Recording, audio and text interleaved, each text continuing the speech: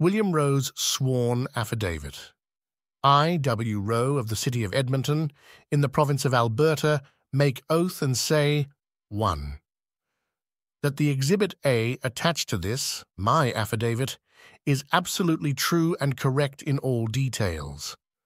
Sworn before me in the city of Edmonton, province of Alberta, this 26th day of August, A.D. 1957. Signed, William Roe, signed, by W. H. Clark Assistant Claims, Agent Number DD 2822, Exhibit A. Ever since I was a small boy back in the forest of Michigan, I have studied the lives and habits of wild animals. Later, when I supported my family in northern Alberta by hunting and trapping, I spent many hours just observing the wild things. They fascinated me, but the most incredible experience I ever had with a wild creature occurred near a little town called Tête Jaune Cache, British Columbia, about 80 miles west of Jasper, Alberta. I had been working on the highway near Tête Jaune Cache for about 2 years. In October 1955, I decided to climb 5 miles up Mica Mountain to an old deserted mine, just for something to do. I came in sight of the mine about 3 o'clock in the afternoon after an easy climb. I had just come out of a patch of low brush into a clearing when I saw what I thought was a grizzly bear in the bush on the other side. I had shot a grizzly near that spot the year before. This one was only about 75 yards away, but I didn't want to shoot it, for I had no way of getting it out. So I sat down on a small rock and watched, my rifle in my hands. I could see part of the animal's head and the top of one shoulder. A moment later, it raised up and stepped out into the opening.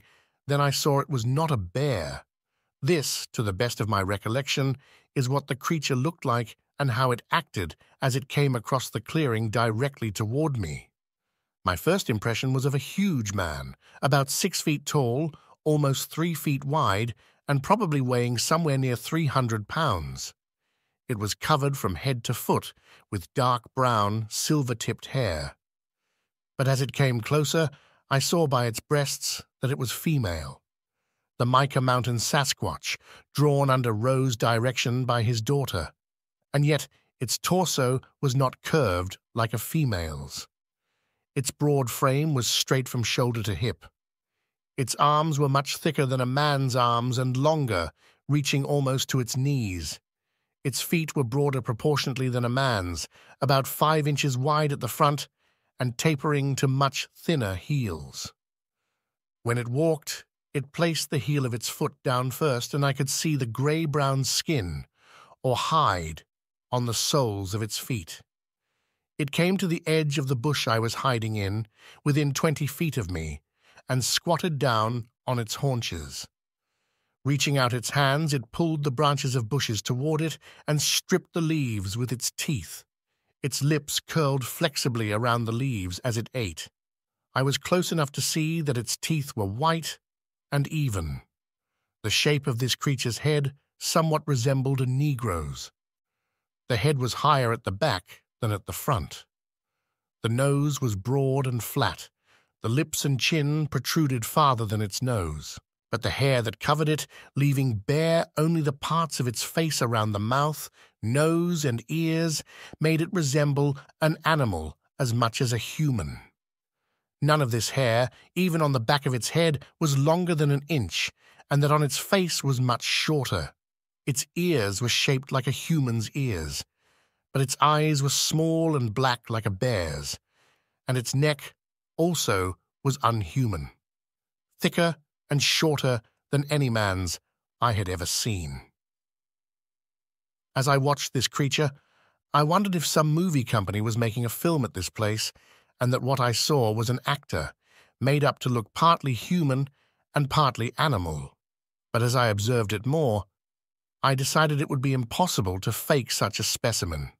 Anyway, I learned later there was no such company near that area, nor, in fact, did anyone live up Mica Mountain, according to the people who lived in Tête Jaune Cache. Finally, the wild thing must have got my scent, for it looked directly at me through an opening in the brush. A look of amazement crossed its face. It looked so comical at the moment, I had to grin.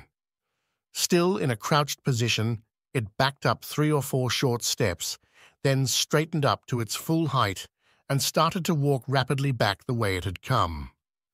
For a moment, it watched me over its shoulder as it went, not exactly afraid, but as though it wanted no contact with anything strange.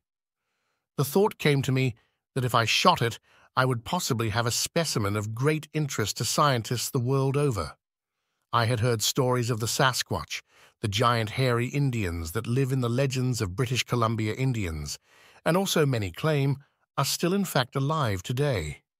Maybe this was a Sasquatch, I told myself. I leveled my rifle. The creature was still walking rapidly away, again turning its head to look in my direction. I lowered the rifle. Although I have called the creature it, I felt now that it was a human being, and I knew I would never forgive myself if I killed it. Just as it came to the other patch of brush, it threw its head back and made a peculiar noise that seemed to be half laugh and half language, and which I can only describe as a kind of a whinny. Then it walked from the small brush into a stand of lodgepole pine. I stepped out into the opening and looked across a small ridge just beyond the pine to see if I could see it again. It came out on the ridge a couple of 100 yards away from me, tipped its head back again, and again emitted the only sound I had heard it make. But what this half-laugh, half-language was meant to convey, I do not know. It disappeared then, and I never saw it again. I wanted to find out if it lived on vegetation entirely or ate meat as well, so I went down and looked for signs. I found it in 5 different places, and although I examined it thoroughly, could find no hair or shells of bugs or insects. So I believe it was strictly a vegetarian. I found one place where it had slept for a couple of nights under a tree. Now the nights were cool up the mountain at this time of year especially, and yet it had not used a fire. I found no sign that it possessed even the simplest of tools, nor a single companion while in this place. Whether this was a Sasquatch, I do not know. It will always remain a mystery to me unless another one is found. I hereby declare the above statement to be in every part true to the best of my powers of observation and recollection. Signed, William Roe.